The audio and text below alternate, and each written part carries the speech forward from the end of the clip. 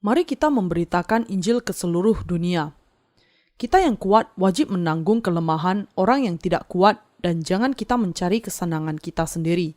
Setiap orang di antara kita harus mencari kesenangan sesama kita demi kebaikannya untuk membangunnya. Roma pasal 15 ayat 1-2.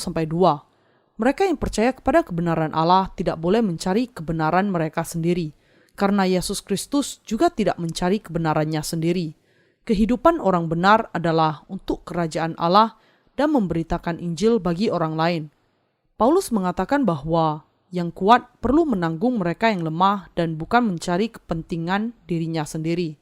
Orang percaya kepada kebenaran Allah harus memberitakan Injil sehingga mereka bisa menyucikan dosa-dosa orang lain dengan baptisan dan darah Yesus Kristus.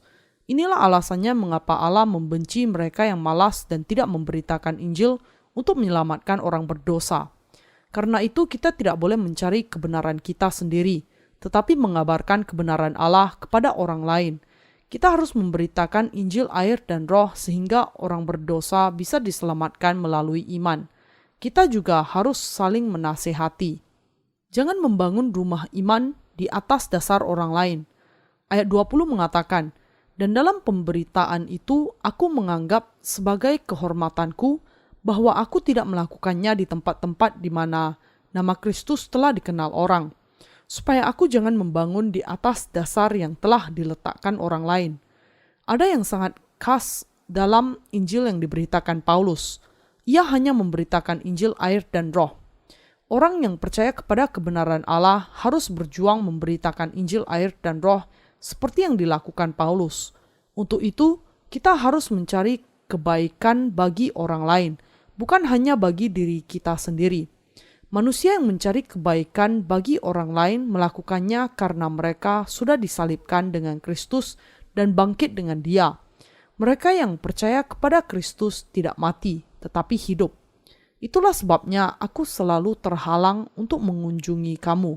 Tetapi sekarang, karena aku tidak lagi mempunyai tempat kerja di daerah ini, dan karena aku telah beberapa tahun lamanya ingin mengunjungi kamu, aku harap dalam perjalananku ke Spanyol, aku dapat singgah di tempatmu dan bertemu dengan kamu, sehingga kamu dapat mengantarkan aku ke sana setelah aku seketika menikmati pertemuan dengan kamu.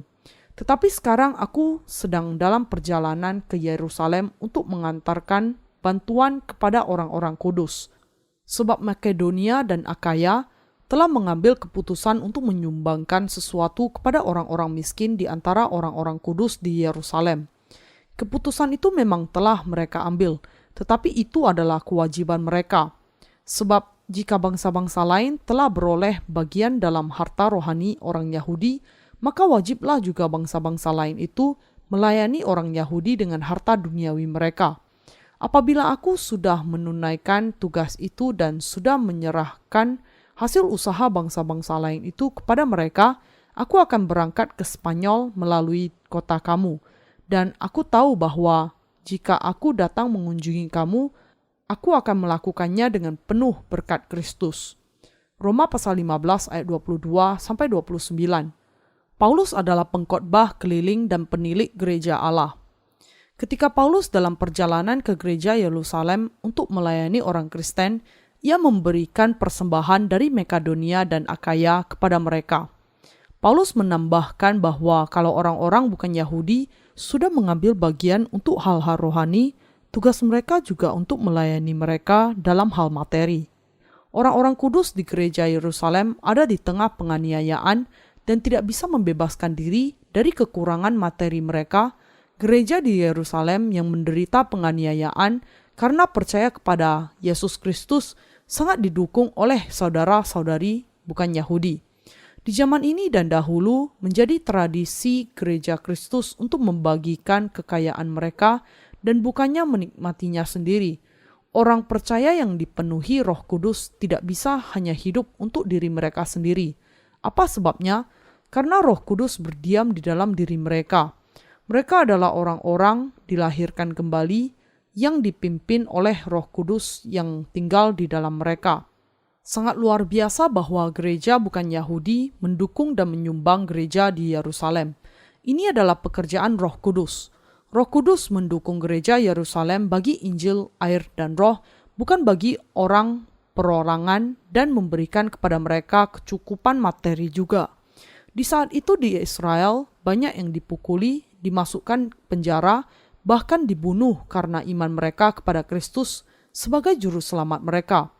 Dalam dokumenter TV, kita bisa melihat sisa-sisa katakombe, para martir, dan persembunyian mereka di gua-gua pergunungan. Inilah yang harus dijalani gereja Yerusalem pada saat itu. Kita juga harus menolong gereja-gereja Allah ketika mereka menghadapi kesulitan.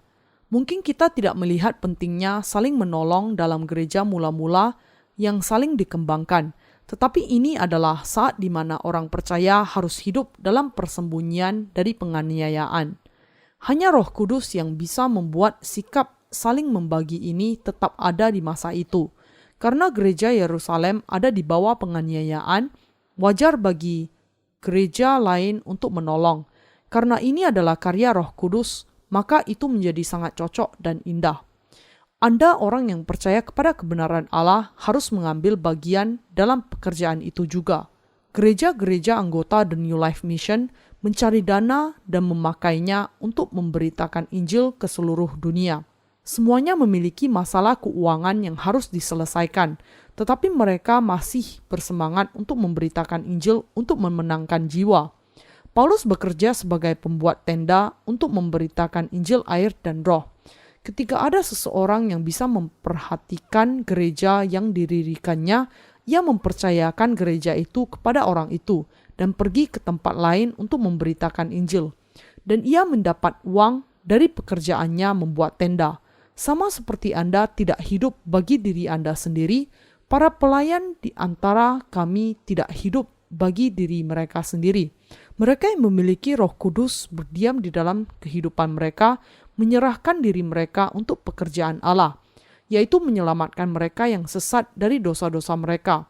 Baik pelayan maupun orang awam dalam misi kami melayani Injil melalui pelayanan pembuat tenda, di mana mereka melakukan pekerjaan mereka untuk mendukung diri mereka dan di saat yang sama menyumbang bagi perkembangan Injil, baik secara keuangan maupun secara sukarela.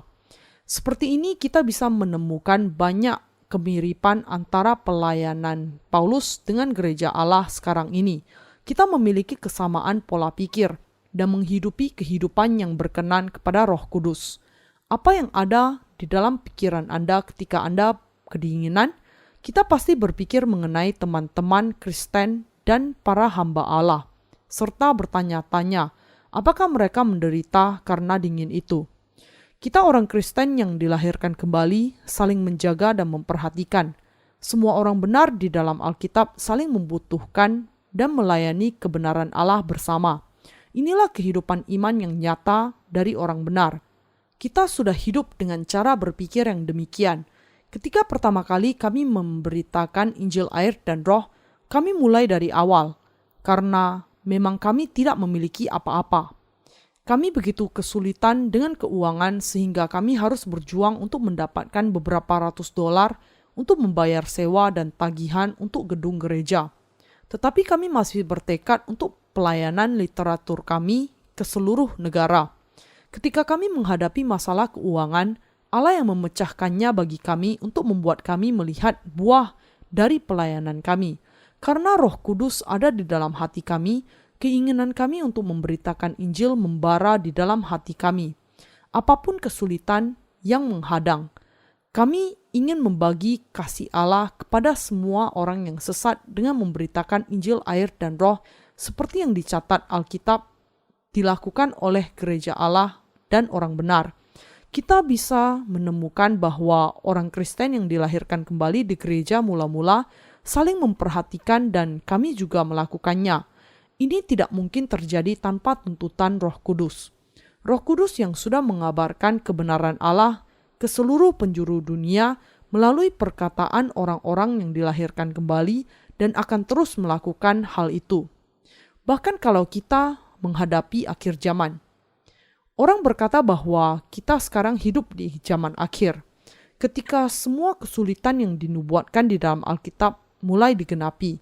Bencana dan malapetaka akan terjadi di akhir zaman. Sebagai orang percaya, kita harus berdiri teguh di dalam iman kita kepada kebenaran Allah dan memberitakan Injil, air, dan Roh dengan semakin tekun. Mereka yang percaya kepada kebenaran Allah harus memiliki hati untuk saling memperhatikan dan saling mengasihi di zaman akhir ini. Hati kita mungkin dikeraskan seperti hati dunia, tetapi kita bisa mengatasi dunia ini pada akhirnya, karena kita memiliki Roh Kudus di dalam kita. Tidak peduli bagaimanapun situasinya, kita perlu memperhatikan gereja Allah dan jiwa-jiwa. Kita harus memperhatikan mereka yang memerlukan pertolongan kita, mengasihi mereka, memikirkan mengenai saudara-saudari kita, dan akhirnya memberitakan Injil. Kita harus membaktikan diri kita untuk keselamatan orang lain dan bukan hanya mencari kebenaran kita sendiri. Masih ada banyak jiwa di dunia ini yang belum pernah mendengar Injil, air, dan Roh.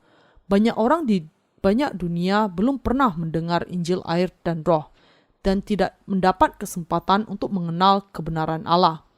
Kita harus menetapkan pikiran kita seperti prajurit yang berperang untuk menyelamatkan jiwa dan bangsa dengan Injil, air, dan Roh. Misi ini bukanlah paksaan, seolah-olah kita didorong oleh kekuatan lain, tetapi hal itu secara wajar muncul di dalam hati mereka yang didiami Roh Kudus. Amanat agung untuk memberitakan Injil, air, dan Roh ke ujung dunia masih aktif di dalam hati kita sekarang. Yang saya maksud adalah bahwa semakin sulit dunia ini, semakin gencar Roh Kudus dicurahkan kepada kita.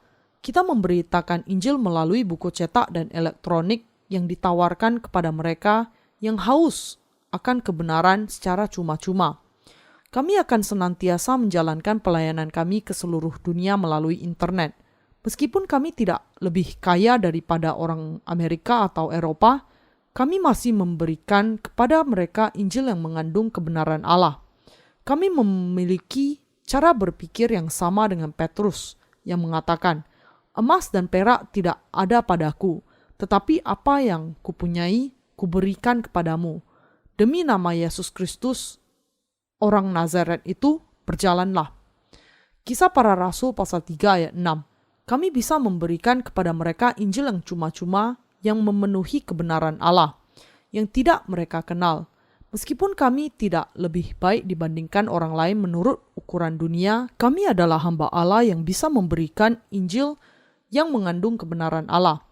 Mereka yang mengenal Injil ini melalui pelayanan kami bisa mengenal dan percaya kepada Injil ini dan akan diberkati secara berlimpah. Ini adalah era internet, dan dengan itu Allah menyediakan kepada kita sebuah jalan ke seluruh dunia. Kami sudah melihat betapa berterima kasih dan senangnya orang-orang ketika kami memberikan kepada mereka Injil yang menggenapi kebenaran Allah. Semakin suram dunia ini, semakin berterima kasih dan penuh kuasa kita kalau kita memberitakan Injil kebenaran Allah kepada orang-orang yang sesat. Apakah dunia akan berakhir seperti ini? Atau Allah memberikan kepada kami kesempatan untuk memberitakan Injilnya? Inilah yang harus kita perhatikan dan doakan. Semua akan secara sempurna digenapi oleh Roh Kudus. Dahulu saya mementingkan diri sendiri dan hanya peduli akan daging saya sebelum saya dilahirkan kembali. Bukan hanya saya, tetapi kita semua seperti ini. Mereka yang hanya hidup untuk dagingnya bisa saja mengatakan kalau mereka memiliki kasih. Namun sebenarnya mereka tidak sungguh-sungguh mengasihi orang lain. Inilah perbedaan antara mereka yang memiliki Roh Kudus dan yang tidak. Orang berdosa hanya bisa hidup untuk dirinya sendiri, tetapi mereka yang memiliki Roh Kudus memiliki kuasa untuk hidup bagi orang lain dan sungguh-sungguh melakukan sesuatu untuk orang lain. Allah Tritunggal memberikan kepada orang percaya kuasa untuk hidup bagi orang lain. Karena Allah berdiam di dalam hati mereka dan menuntun mereka, mereka bisa melakukan pekerjaan kebenarannya. Tidak peduli seberapa banyak gereja di dunia ini, hampir semua mereka sekarang menjadi hanya sekedar kegiatan sekuler. Mereka memakai semua uangnya untuk membangun gereja yang megah dan memakai anggaran dalam ukuran jutaan dolar, tetapi hanya sebagian kecil kalau ada yang diberikan untuk pekerjaan kemanusiaan. Mereka sudah menjadi gila. karena ingin mendapatkan lebih banyak kekayaan di dunia ini, membuang misi sejati mereka untuk menyelamatkan jiwa dari dosa dan menjadikannya sekunder serta tidak penting. Mereka tidak bisa menjadi bagian dari gereja Allah karena gerejanya tidak mengejar kepentingannya sendiri melebihi kepentingan Allah. Gereja Allah yang sejati menggunakan kemampuannya untuk menyelamatkan jiwa yang sesat secara terbuka dan jujur. Seperti yang dikatakan Alkitab, berbahagialah orang yang murah hatinya, karena mereka akan beroleh kemurahan. Matius pasal 5 ayat 7. Allah memberikan kepada kita hati untuk memperhatikan orang-orang di dunia ini dan membawa mereka kepada keselamatan. Dan Ia sudah membuat semuanya mungkin. Injil air dan roh sekarang sudah dicetak dan diterjemahkan ke dalam hampir 40 bahasa dan lebih dari 60 judul. Masing-masing menyaksikan kebenaran Allah kepada mereka yang menghadapi kematian rohani. Betapa senangnya Allah kalau kita berdoa semakin tekun dan memberitakan Injil kepada lebih banyak orang berdosa untuk menyelamatkan mereka sebelum dunia ini dilanda kesengsaraan besar dan sampai kepada akhirnya. Janganlah kita lemah, tetapi setialah sampai kepada akhirnya. Dahulu orang-orang miskin bisa bertahan dengan saling menolong, tetapi sekarang kita masuk sebuah zaman kompetisi tiada batas di mana hanya yang kuat bisa bertahan. Kemana saja kita melihat di generasi ini, kita yakin bahwa tugas kita harus memberitakan Injil air dan roh kepada mereka yang masih belum mendengarnya. Kita semua memiliki hati untuk memberitakan Injil yang akan memberi damai kepada mereka yang letih dan lesu karena pergumulan yang tiada akhir di dunia yang sukar ini. Mari kita membagikan berkat rohani dari Injil air dan roh kepada mereka.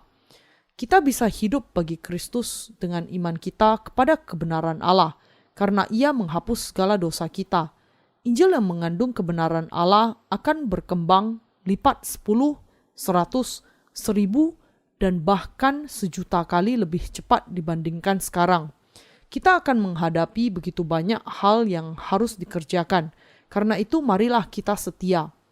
Mereka yang memiliki talenta harus memberikan talenta itu kepada Tuhan dan memberitakan Injil kepada semua orang. Kita semua harus bekerja memberitakan Injil sesuai dengan talenta yang diberikan Allah. Kita tidak memiliki kuasa sendiri, tetapi saya percaya bahwa kalau kita berdoa kepada Allah sesuai dengan Roh Kudus yang mengendalikan kita, Allah akan memberi semua yang kita pintakan. Kristus sudah memberikan kepada kita kasih yang sejati yang mengasihi orang berdosa. Kita sudah diselamatkan dari dosa dunia dengan iman kita kepada kebenaran Allah. Inilah sebabnya kita harus bekerja lebih keras untuk memberitakan Injil, meskipun keadaan menjadi semakin sulit untuk hidup di dunia ini. Kita memiliki tugas untuk memberitakan Injil kepada mereka yang belum mendengarnya. Allah mengatakan, Aku masih meninggalkan 7.000 orang bagiku yang tidak pernah sujud menyembah Baal. Roma pasal 11 ayat 4. Masih ada banyak orang di dunia ini yang perlu menerima Injil air dan roh. Begitu banyak jiwa di dunia ini yang masih membutuhkan Injil air dan roh.